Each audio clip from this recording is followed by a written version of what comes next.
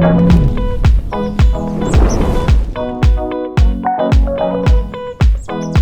very sensible small family car, but there's a little bit more to it because you don't just stick an airbag and do nothing about it.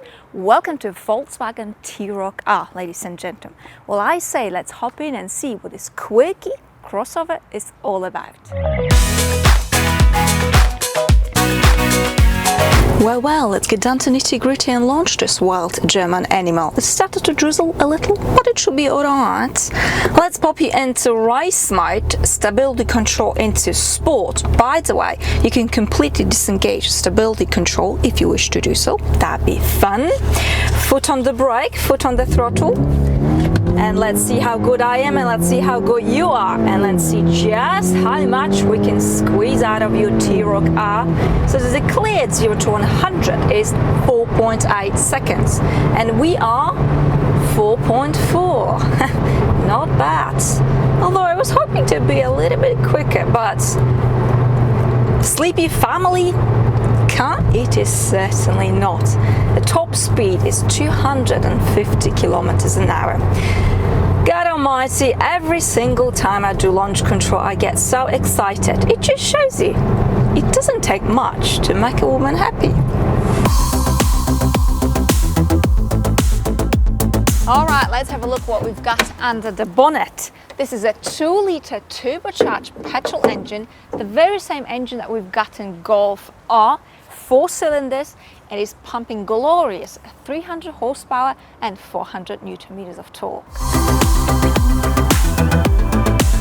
So let's see how this German serves as a daily commuter. So I'm just in a comfort mode. The suspension here is a little bit stiffer than it is in the regular T-Roc, but it is still very comfy, and the car manages to absorb most of the bumps and imperfections. The steering's got a good response, we've got a good turning circle, so it's actually easy to maneuver this car in and out of car parks.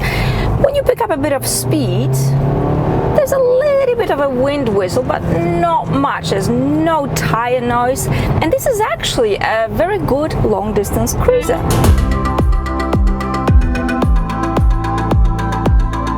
We've got good visibility here, reasonably big rear window, and what happens when you need to overtake an idiot in the comfort mode? So let's floor this thing.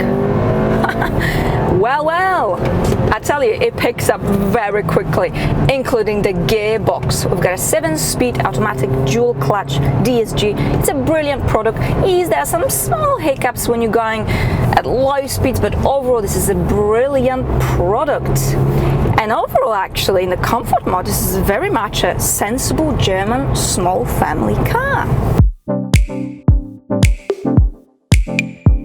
Okay, let's check the boot space. We've got 395 liters of space, very easy access. You can naturally fold the back seats down for all the things you must carry that you simply cannot live without. And that is enough about the boot. And what about being a passenger in the T-Roc R? So I've adjusted both front seats for my height, which is just over 1.7 meters, 5'6". The legroom is pretty good, but the headroom is very good. What about the middle seat? Well, my outfit isn't exactly perfect for testing middle seat, but this is the situation. I mean, it's all right. But for 2 medium-sized adults, this space is perfect, and you've got more room here than in a Golf. Actually, overall, it is pretty good. Well, let's be honest, we're not here to just test a small family car, and you don't stick an R badge for nothing. So let's pop this car into race mode, gearbox into manual, and let's floor this thing. I tell you, this is good fun. This is great fun. Everything in the race mode becomes a little bit punchier, a little bit stiffer, a little bit quicker. Whoa! Sure, we're sitting a little bit higher than Golf, but we're no worse. We don't swing left and right. Everything grips really well. We're also sitting 20 millimeters lower than the regular T-Roc. And I tell you, when I hopped into a Lexus after this, it felt like a pudding. It is getting dangerous. So let's have a look at the cabin. Overall, the quality of the materials, the fit and finish is actually very good. I do like these seats. Alcantara with fabric, and I believe this is fake leather, but it's actually looking and feeling pretty okay. These seats are really good should you decide to go in a more aggressive manner on a curvy road. Now let's talk about colors. So this beautiful orange exterior paint color will cost you an additional £600. That's because as standard you only are getting white. I'm not so sure about this car in white, but I like this color. Now speaking of pricing, in the UK this car starts from just over £41,000. And speaking of colors, so beautiful orange paint exterior and a hint of blue on the inside. Hint of blue on the inside. Something tells me that whoever was speccing this car, it's possible they were under mind-altering substances, because I know each their own, different horses for different courses, but I'm not so sure about blue and orange as a couple, perhaps, but anyway, we'll leave it at that. Yes, so that's that. Infotainment system. So this is actually not the latest Volkswagen system, because the latest we've got in the new Golf, and you have those sliders for temperature and volume. Here you actually have the physical knobs, which I personally prefer. And the infotainment system is really good actually. Some people are complaining about it, I know, but it's, for me, it works perfectly. Simple, easy, straightforward, good graphics. It does the job, although it did send me to strange places when it comes to navigation, but oh well. That's that. Overall, I think this cabin is pretty good, and you wouldn't expect anything less of Volkswagen. There's plenty of storage to carry all your clutter. Small bottle of water, you also can fit a large bottle of water in here. Wireless mobile charging under the angle, so when I was doing launch control even, I mean, safe and sound in place. Overall, I think the cabin, they've done really well. In the race mode, the steering here is sharp, it is precise, very quick. The throttle response is brilliant.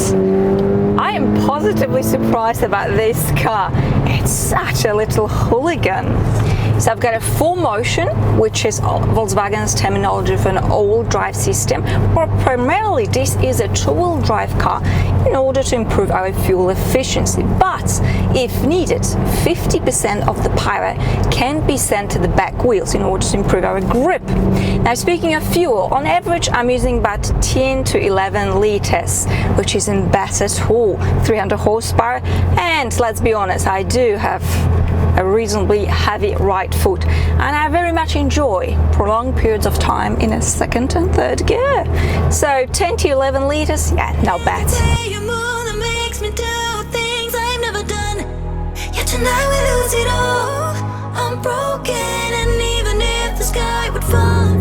So the sound here isn't what I call extraordinary or amazing. It is quite nice and bassy when you're taxiing around car park, even in the comfort mode. But what I tell you is a game changer is simply an exhaust system, such as the Akrapovic. On the other hand, the Akrapovic will cost you about £3,000, and I would definitely look for cheaper alternatives for this sort of a car. And once you have that, it's a pretty damn complete package. I really actually like this car. It's so flexible, so versatile. It's pretty cool as well. And that's it for today. Thank you so much for watching, and I shall see you all very, very soon. Bye.